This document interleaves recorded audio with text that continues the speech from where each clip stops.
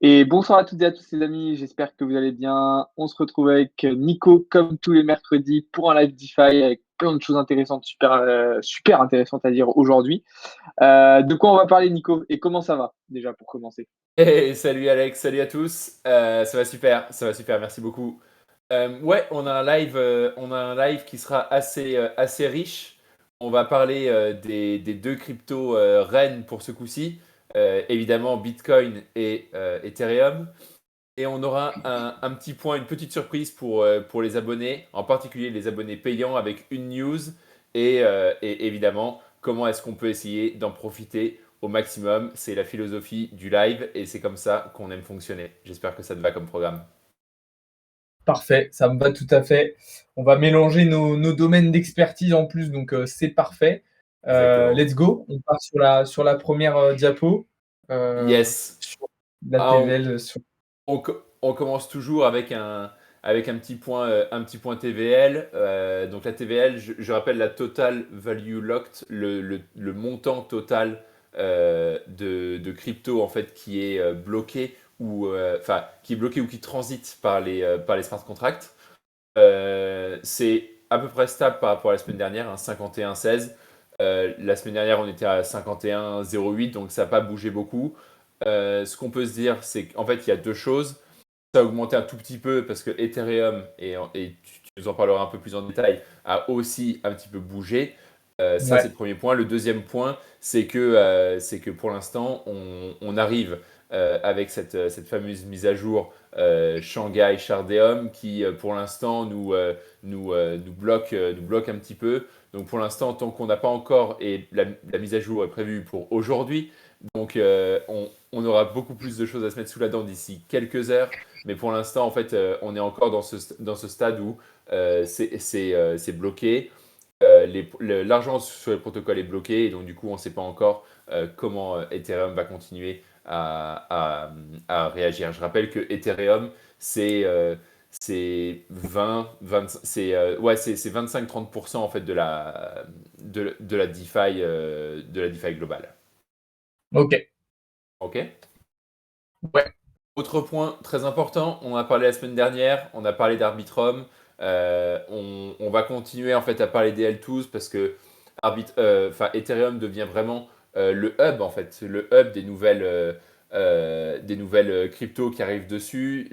Toutes les L2s qui arrivent sont développées principalement sur Ethereum. Donc je rappelle ce que c'est une L2 en fait, c'est une layer 2, sachant que Ethereum est une layer 1. Donc en fait, ça donne une couche de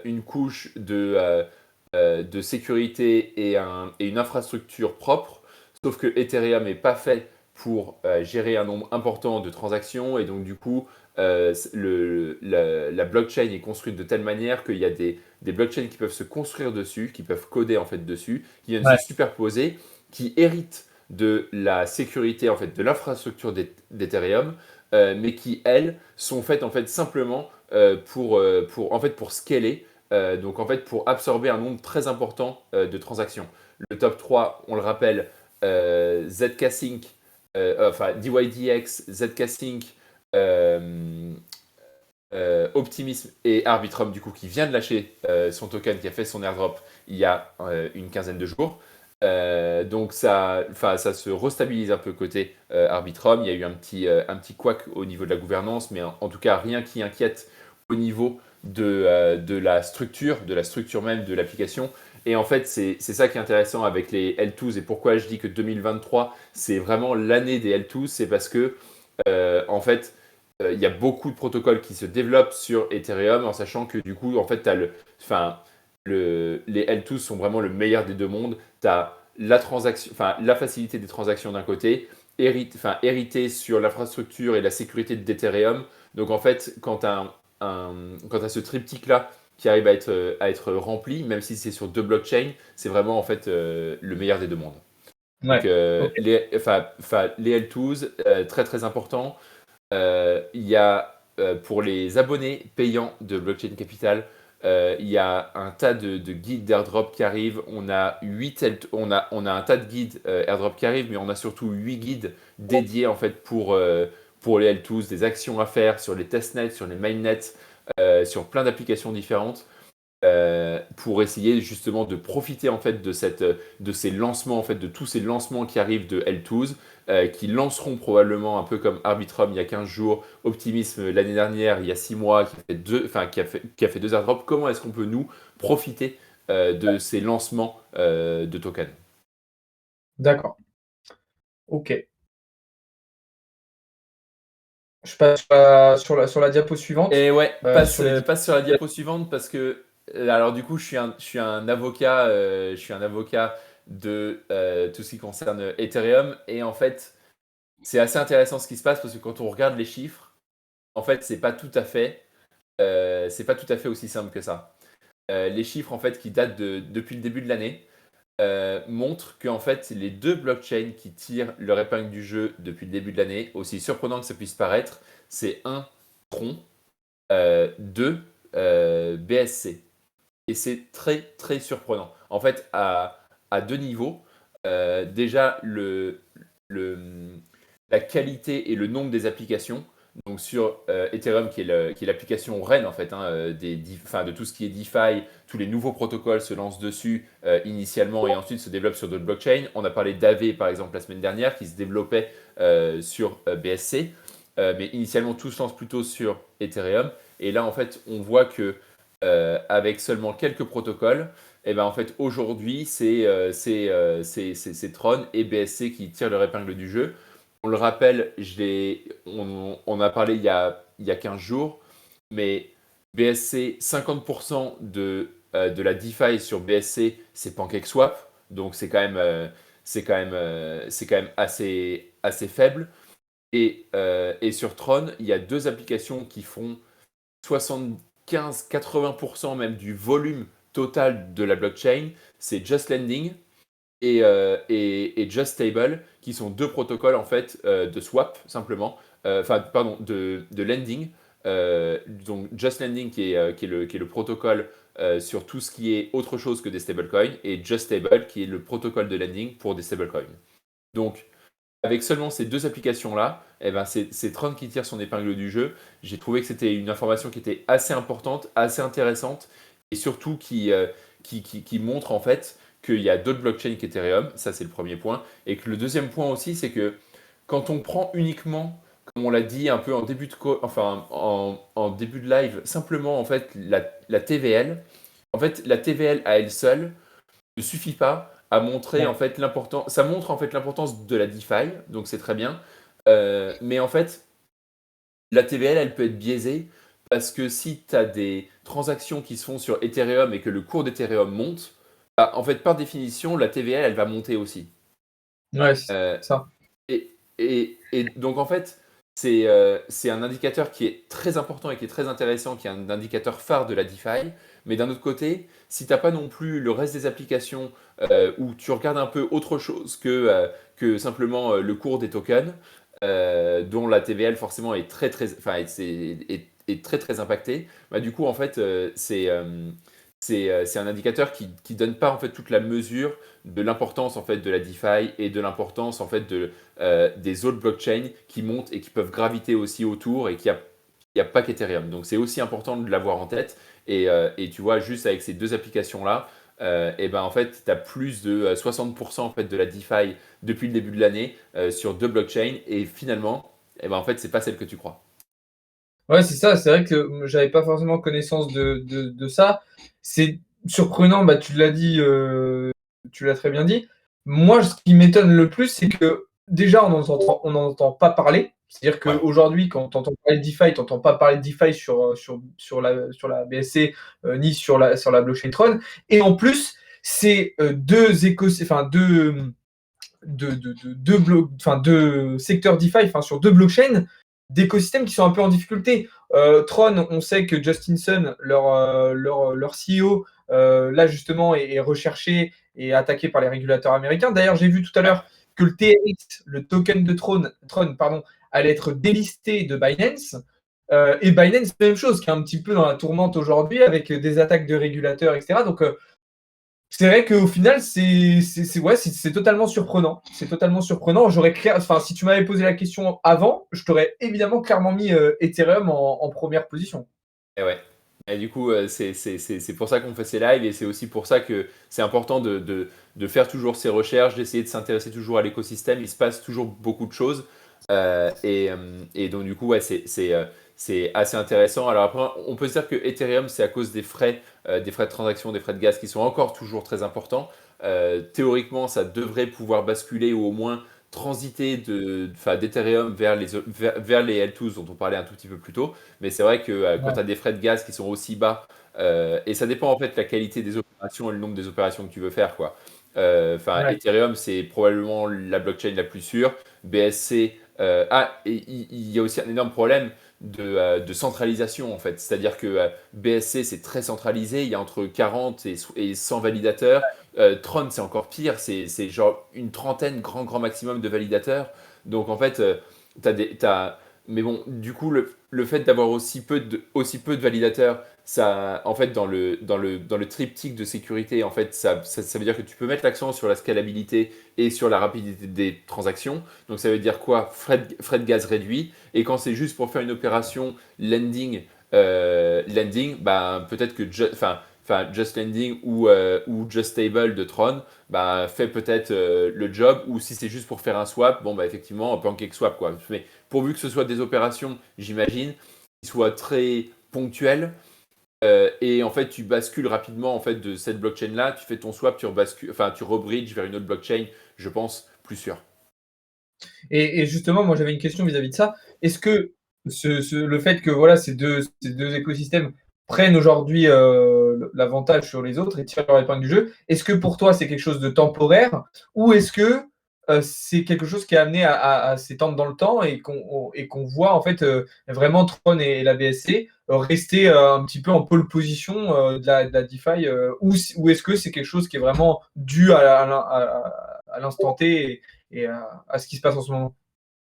En fait, je suis très curieux de voir comment les L2s vont réussir à prendre le dessus en fait par rapport à ça. Et pour moi, en Ouais, fait, le jour où il y aura une application ou une blockchain, mettons Arbitrum parce que aujourd'hui c'est BLA L2 qui est la plus avancée, peut-être qu'il va prendre le pas en fait sur tout le reste, qui sera le meilleur des deux mondes avec des frais de gaz réduits et potentiellement j'en vois une gagnée par rapport parce qu'en fait quand tu as des protocoles qui sont aussi avancés que Maker, Aave, Compound, en fait tu fais pas le poids par rapport à Just Stable. Donc je ouais, pense qu'il y aura une application qui va faire le shift et une blockchain le jour où, en fait, là, il y a énormément de concurrence qui vont se faire entre toutes les L2s. On l'a dit en début de live, 8 L2s qui ont déjà fait leur airdrop, mais il y en a déjà 3 qui ont fait leurs ouais, airdrops et qui sont déjà largement up and running, hein. Et donc, du coup, il y aura forcément un effet de concurrence. Et à un moment, il y aura deux ou trois leaders parce que les autres vont simplement péricliter au fur et à mesure. C'est la loi du marché. Et il y en aura une qui prendra le lead. Et à mon avis, celle qui prendra le lead dépassera largement ouais. Tron ou BSC. C'est un avis, c'est mon intuition. C'est mon intuition. Ok, ok, ouais, c'est intéressant. Ok, ok. Et ben écoute, oula, alors attendez, j'ai un peu trop vite défilé les diapos. Ok, donc là on arrive sur Ethereum. Yes, Ethereum, on l'a dit, Shanghai arrive maintenant. On ne sait pas vraiment comment ça va se passer au niveau du token. Le token qui a énormément pris ces 2 ou 3 derniers mois. Vraiment, 2023, c'est plutôt en même temps, c'était compliqué de faire pire que 2022, hein. Mais c'est plutôt une bonne année côté crypto. Tout le monde récupère, reprend un peu son souffle. On repart dans potentiellement peut-être un début de bull market. Le Bitcoin remène largement la charge. Et du coup, il se passe des choses qui sont peut-être positives pour l'écosystème d'une manière générale. Là où, en fait, on peut avoir, et du coup, tu nous feras ton analyse peut-être sur le token juste après, mais un cas potentiellement bear sur l'Ethereum, c'est qu'en fait, on a deux protocoles, Kraken et Celsius. Celsius, en plus, qui est on le sait hein, depuis l'année dernière, qui est en faillite, Ouais, mais qui avait quand même commencé à accumuler pas mal d'Ethereum. En plus de ça, on a Kraken qui est dans l'œil du cyclone de la SEC Ouais. et qui va en fait sortir tous ces Ethereum. On voit qu'il y en a plus, il y a plus d'1 million en fait de tokens, donc enfin 1,5 million, même si on prend ces deux protocoles-là. On sait que Celsius, d'une en fait n'a pas le choix et est obligé de vendre pour payer en fait sa faillite. Ouais. Kraken, c'est 1 million de tokens qui vont arriver parce qu'en fait, eux, ils n'ont pas rempli. C'est quand même. Enfin, parfois, ça joue quand même à peu de choses. Ils n'ont pas rempli la bonne case auprès de la SEC. Donc, du coup, ils sont obligés de se séparer en fait de cette activité de stacking qu'ils proposaient. Et donc, du coup, ils vont être obligés de mettre ces millions, 1 million 125, 1 million 250 Ouais. tokens sur le marché. Autant pour tout le reste, potentiellement, tu vas pouvoir garder, peut-être que tu vas continuer à stacker et tu vas pas sortir tes tokens. Autant pour ces deux protocoles-là, il y a 1,5 million de tokens qui vont arriver sur le marché et qui vont devoir être obligés d'être vendus et de trouver preneurs. Donc la question, et je terminerai là-dessus et après ça sera ton analyse, mais en gros, il y a des tokens qui arrivent, forcément ça va faire un pic en fait, un pic d'offres, et donc du coup potentiellement s'il y a plus d'offres, forcément, peut-être un trou d'air sur le prix du fait de cette supply qui arrive d'un coup. Ouais, alors moi, les deux petites choses que je voudrais ajouter là-dessus, et il y a quelqu'un qui l'a très bien dit dans le chat, c'est que de toute façon, cette libération de tokens va se faire de manière progressive. Enfin, on va pas se retrouver avec évidemment que ça soit ce qu'on vient de dire à l'instant, ou que ça soit le cas de toutes les autres personnes qui avaient mis en place, qui avaient mis des Ethereum en stacking, du particulier. Déjà, la libération va se faire progressivement parce que sinon, ça serait trop dangereux justement pour l'écosystème et pour Ethereum de libérer autant de tokens d'un coup. Vous imaginez un petit Bien peu sûr. les volumes de vente qui seraient totalement énormes. L'autre chose aussi, c'est qu'aujourd'hui, il y a à peu près 56% des Ethereum qui vont être libérés qui sont entre guillemets en perte. C'est-à-dire qu'on a plus de la moitié des Ethereum qui aujourd'hui, s'ils sont vendus, seront vendus en négatif. Donc on peut se dire aussi qu'on a une partie des investisseurs qui vont justement plutôt attendre et pas vendre immédiatement leurs tokens pour espérer potentiellement de faire du bénéfice. Alors après, graphiquement, le token, évidemment, il est dans une configuration bullish. De toute façon, ça, c'est une évidence. On a un début d'année 2023 qui est très intéressant. On est vraiment haussier. Je vous rappelle que janvier, fin 2022, on était plutôt aux alentours des 1000 $. On avait même fait 2 touches quasiment sous les 1000 $. Et là, donc, depuis, si on prend, depuis début 2023, on a fait une performance d'environ 65% sur Ethereum, ce qui est quand même pas rien du tout. Là, sur un horizon un petit peu plus court terme, vous le savez, pour ceux qui sont dans le Discord, nous, on s'est positionné sur Ethereum justement avec pour objectif de venir chercher des targets vers les 2000 $. Le problème aujourd'hui qui se pose sur Ethereum, alors il y a ce qu'a dit Nico juste avant. Le deuxième problème, c'est quoi? C'est que Bitcoin est trop dominant. La dominance de Bitcoin est tellement forte et elle continue de monter malgré ce à quoi on pouvait s'attendre. On se disait, OK, là on est arrivé sur un haut range, on a une dominance, on le verra tout à l'heure, qui est à 48%. Ça va se stopper là. On va avoir une rotation vers Ether, puis vers les alts. Et donc, on réfléchissait déjà à une potentielle alt season. Et puis, en fait, non. En fait, on a un Bitcoin qui reste très dominant. Et du coup, on a un Ethereum qui est un peu timide, qui est un peu derrière, en mode quand est-ce que c'est mon tour?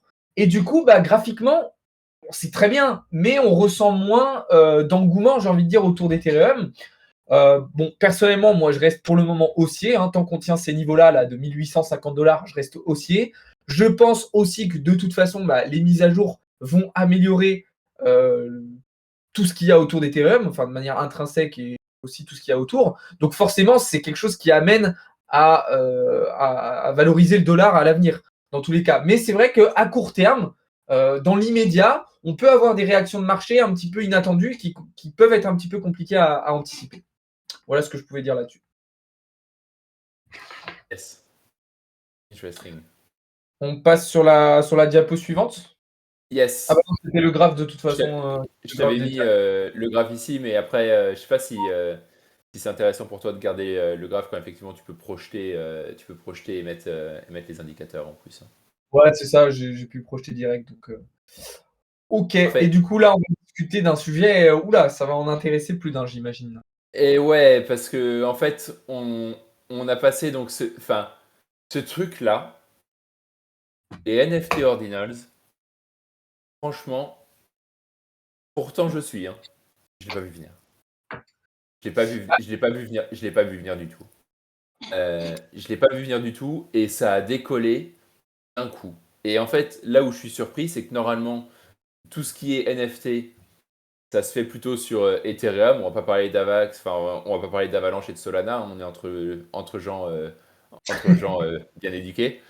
Mais enfin, développer des NFT sur Bitcoin, c'est avec cette mise à jour qui a eu lieu il y a un an. Franchement, c'est un énorme truc. Et en fait, pourquoi est-ce qu'on parle de cette news? Parce que c'est aussi possible que tout ce qui se passe aujourd'hui autour de Bitcoin et le fait que ce soit bullish, c'est Ouais. aussi tiré par cette énorme activité. Et là, on vient de franchir le cap des 1 million de NFT Bitcoin créés, enfin mintés. Et en fait, c'est incroyable. En fait, c'est incroyable pour deux raisons. La première, c'est que Bitcoin a finalement une autre utilité que simplement être une transaction, être une monnaie, être une simple monnaie. Ça devient une blockchain. Mm. Je m'entends, mais qui d'un coup peut avoir une autre vocation. Donc c'est un changement de paradigme, enfin de paradigme qui est absolument incroyable. Et surtout, ça intéresse tout le monde. Il y a 1 million de NFT mintés. C'est quand même incroyable. Et donc du coup, toute cette activité-là, d'une, ça crée un engouement supplémentaire pour la blockchain. De deux, c'est bénéfique pour tout l'écosystème, y compris les mineurs, qui étaient en PLS jusqu'à encore fin de l'année dernière. On Ouais. comptait tous les mois, il y avait une boîte de minage qui était sur le point de déposer le bilan et qui allait faire faillite. Je crois que c'est le deuxième ou le troisième plus gros mineur était sur le point de faire faillite. Il a été recavé par BlackRock, qui fait encore une opération absolument incroyable, qui a été recavé par BlackRock, et donc du coup ils ont remis au pot BlackRock, et donc du coup actionnaire majoritaire de cette boîte de minage. Et quand tu vois qu'en plus ça redémarre un mois après, tiré par cette activité-là, c'est absolument incroyable. Et donc du coup, Moi, tout l'écosystème en bénéficie. ouais, non, c'est clair. Moi, j'ai commencé à en entendre parler fin 2022. Je sais Ouais, plus, vers novembre, je crois. Et je vous avais fait une vidéo sur la chaîne YouTube. Justement, je vous en avais parlé. Et je vous avais dit, c'est un truc qui va redistribuer les cartes de beaucoup de choses et qui va un petit peu changer beaucoup de choses sur Bitcoin, mais sur l'ensemble de l'écosystème. Alors, si vous ne l'avez pas vu, alors, pourquoi je ne la trouve pas? Ordinals. Elle est ici. Il y a un mois. Bah voilà, ça fait tout juste un mois. Je vous avais fait la vidéo sur YouTube où je vous disais nouvelle révolution Bitcoin et les NFT. Alors évidemment, c'est une révolution pour plus de choses que ça. Mais effectivement, moi, je trouve que c'est un truc de fou. Je pense que ça va changer énormément de choses sur Bitcoin, mais pas seulement. Je trouve que ça prend une ampleur assez grande très rapidement, puisque au-delà de, enfin, moi j'ai des potes qui ont d'autres collections NFT, etc. Et les créateurs ont déjà mis des collections sur Bitcoin. Effectivement, comme tu l'as dit, cette nouvelle activité est peut-être en partie responsable de la configuration très haussière que peut avoir Bitcoin. Alors évidemment, ce n'est pas du tout la seule raison, mais ça fait une raison supplémentaire. Et comme on le disait ces derniers jours, le comportement haussier de Bitcoin, il n'est pas dû à un truc en particulier, mais il est dû à une accumulation d'éléments qui font que derrière, on a un marché qui est haussier. Même si on verra tout à l'heure, il ne faut pas trop s'emballer. Mais c'est vrai que c'est un truc de fou. On rentre dans un. Il y a une nouvelle, en fait, c'est une innovation dans l'innovation. c'est ça. C'est exactement ça. C'est la collection, c'est un peu la collection capsule qui est en train d'exploser, quoi. C'est C'est ça. c'était un projet, et en fait c'était pas fait pour ça. De mise à jour, et on en parle ici, c'est sur la slide, Segwit et Taproot, et d'un coup, en fait, c'est un nouveau champ des possibles, absolument incroyable. C'est ça. Non, c'est assez extraordinaire. Tu voulais que je fasse une petite analyse du coup sur BTC Ouais, aussi? du coup, je pense que c'est intéressant en fait d'en reparler pour ceux qui sont pas sur tes live trading, qui s'intéressent plutôt à la partie DeFi, Ouais. de voir un peu en fait comment est-ce qu'on se positionne côté Bitcoin. Carrément. Carrément, carrément. Alors, sur Bitcoin, il y a énormément, énormément de choses à dire, hein. Je pourrais vous en parler des heures, vous vous en doutez bien. C'est pour ça que je vais vous inviter à venir voir les autres lives et aussi les vidéos qu'on poste sur YouTube. Alors, si on prend globalement depuis le début de l'année, il y a eu plusieurs phases sur Bitcoin. Je vais prendre un petit peu plus le temps là dans cette partie-là. Il y a eu plusieurs phases. Il y a eu la première phase depuis le début de l'année 2023, où là, du coup, on a une première jambe haussière qui est en fait expliquée en grande partie par un rebond technique sur le tard qu'on aurait dû avoir avant. C'est-à-dire que ce qui s'est passé ici sur Bitcoin aurait dû avoir lieu au mois de novembre, comme l'a fait le marché action. Sauf que nous, sur les cryptos, on a été bloqué par FTX. C'est-à-dire que j'ai envie de dire, moi, cette partie-là du marché, on pourrait la squeeze, on pourrait la supprimer, ça ne changerait pas grand-chose. Ce qui s'est passé, c'est que troisième trimestre 2022, on a donc la Fed qui commence à ralentir un petit peu la hausse des taux d'intérêt directeurs, on a moins de FOMC, etc. Du coup, les taux ralentissent. Le dollar entame une vague baissière, là où il était encore très haussier à ce moment-là, et du coup, ça laisse de la place pour les autres assets, marché actions, matières premières, et donc normalement aussi les crypto-monnaies. Sauf qu'à ce moment-là, on a le crash de FTX. Donc qu'est-ce qui se passe? On tombe. Quelques mois plus tard, le crash de FTX commence à être un petit peu ravalé, et du coup, on fait ce rebond technique un petit peu sur le tard qu'on aurait dû avoir avant. Première jambe haussière de l'année. Ensuite, on a un Bitcoin qui se stabilise. En même temps, on commence à voir du coup les ordinals qui arrivent, on commence à avoir une nouvelle activité. Le fait que Bitcoin fasse de belles performances, on commence à avoir un petit peu d'attrait. C'est une nouvelle année, on se dit tiens, ah ouais, nanana. On commence à se dire le halving, il est dans un an. Est-ce que ça serait pas un nouveau début de bull run, etc., etc. Le Bitcoin se stabilise entre, on va dire, février et mars. Et là, crise systémique bancaire. Là encore, on redistribue à nouveau les cartes. Crise systémique bancaire. Les flux de capitaux sortent des banques pour aller sur les assets. On a vu le gold aussi refaire de très très belles performances. Certaines actions de même. Et Bitcoin s'envole à nouveau. Et là, du coup, on passe un nouveau palier. On redépasse les 25 000, les 26 000 dollars. On rentre dans une nouvelle chose. On parle de plus en plus de bull run, de relance d'une nouvelle jambe haussière. On voit la Fed qui, du coup, en réaction à cette crise systémique bancaire, décide de ralentir les taux d'intérêt directeurs. Très très bonne nouvelle pour Bitcoin, puisque ça laisse encore davantage de place aux assets risqués. Et du coup, plus ça va, plus en fait on a des news, on a des événements macroéconomiques, etc., qui s'empilent et qui permettent à Bitcoin de prendre de plus en plus de place.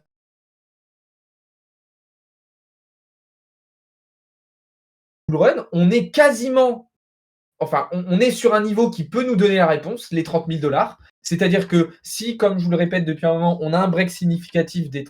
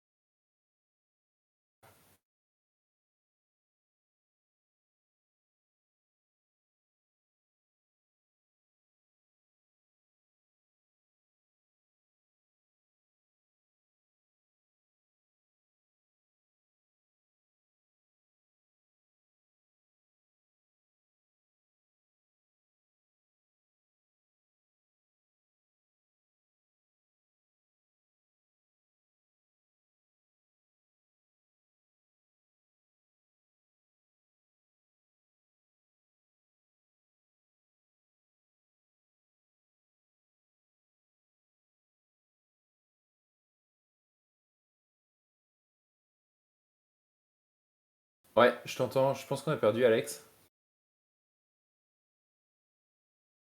Je viens de lui envoyer je viens de lui envoyer un message pour lui dire de se déconnecter, se reconnecter, mais effectivement, on a perdu un petit bout de l'analyse.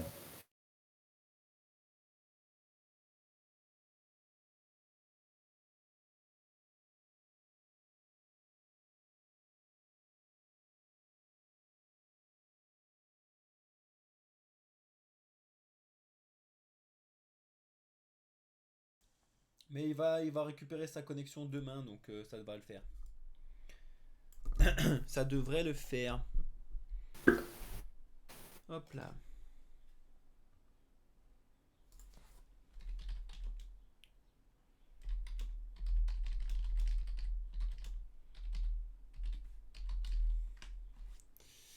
Tac, tac, tac. Je sais pas si son TikTok. Toi, t'as lancé un TikTok pour voir en même temps ou pas? Non, non, pas du tout. Ça marche Pas parce du que tout, pas moi du non tout. plus. Non. En fait, moi, je l'aurais fait que sur un TikTok perso, donc Non, mais t'aurais pu le faire sur le TikTok de. Ah, attends, il y a Alex qui arrive. Je suis là. Alors, je sais pas du tout ce qui s'est passé, les gars. Je suis désolé. T'inquiète. t'inquiète. Discord a totalement crash. Hop. Mais du coup, bah, j'avais terminé ma partie sur Bitcoin. Hop là. C'est bon, on est reparti, on est Voilà. reparti. Alors juste, j'étais en train de répondre à une question. Aujourd'hui, c'est fini le marché du BTC pour ce jour-ci, genre ça va pas bouger. Alors le marché du Bitcoin, il est toujours ouvert, hein. Il n'y a pas d'heure, hein. C'est pas comme le Forex ou les actions, donc il bouge tout le temps. Donc voilà. Du coup, on était donc sur Bitcoin et j'avais terminé ma partie analyse. Je sais pas si tu avais des trucs à rajouter sur ça, Nico. Ah, je pense que c'était super complet même. C'était top. Merci beaucoup. Super. Ok, ça roule. Yes. Je l'avais mis ici aussi en plus, mais bon. Ouais, j'ai vu ça. Et on termine avec une news du protocole ZK-Sync. Alors, on en a parlé un tout petit peu pendant ce live. Donc, ZK-Sync, en fait, pour l'instant, donc c'est une prochaine L2. Ils ont développé, en fait, ils sont en train de déployer sur la dernière testnet. Donc, en fait, c'est le dernier environnement de développement qui est quasiment en fait une copie de ce qui se passera quand ils seront sur la mainnet.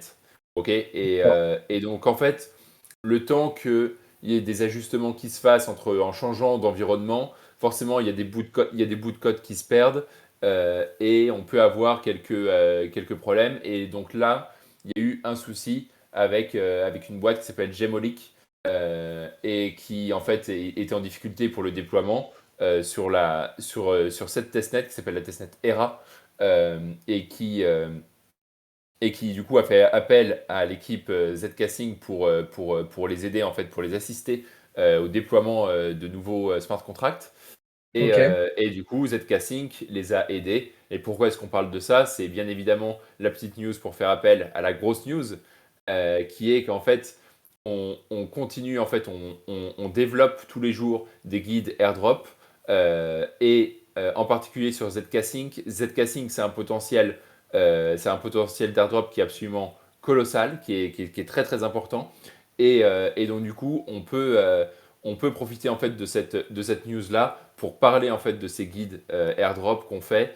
Je l'ai sous les yeux. Celui-là, il peut partir, il part d'ailleurs demain pour tous les abonnés payants parce que ZK-Sync, en fait, il y a beaucoup d'actions qui peuvent être faites et c'est pour les abonnés payants parce que celui-là, ça sera un guide qui sera rentabilisé en fait, enfin, qui rentabilisera l'abonnement en une fois, tellement c'est quasiment sûr que le airdrop, en faisant ces actions-là, sera tout à fait bénéfique.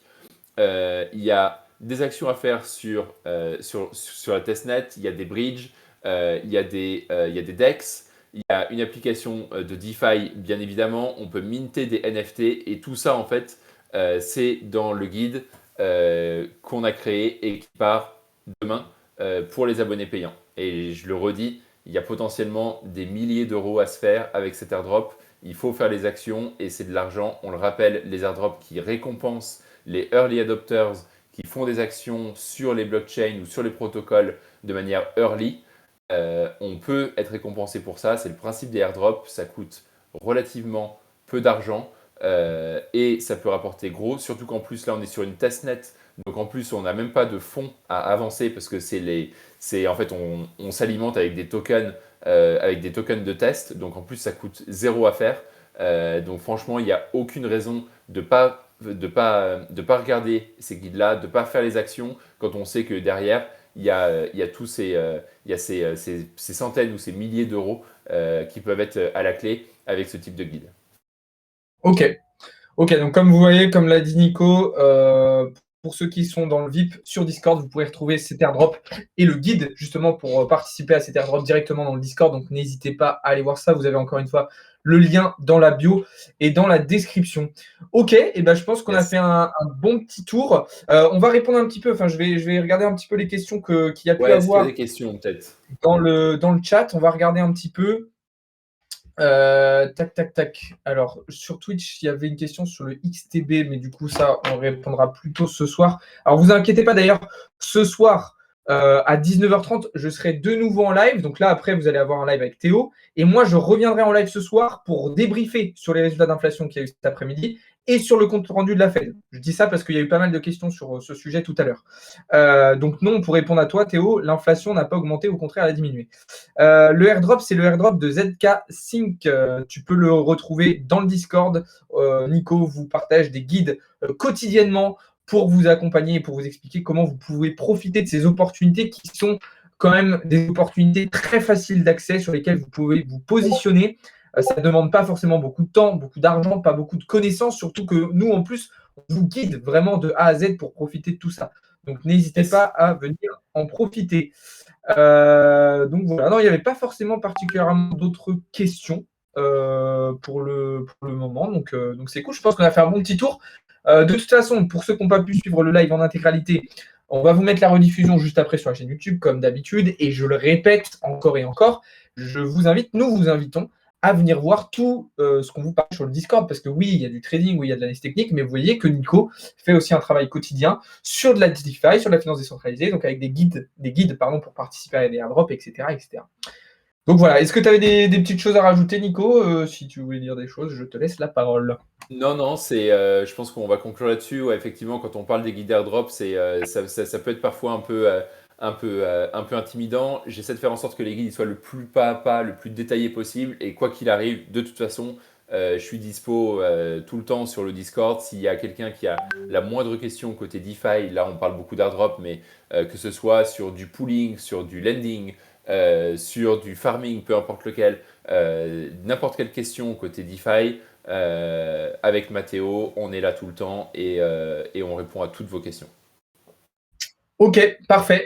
Eh bien, écoutez les amis, on vous souhaite une très bonne fin d'après-midi. De toute façon, on se retrouve juste après sur le Discord. Il y a Théo qui reprend le relais en live d'ici 10 minutes.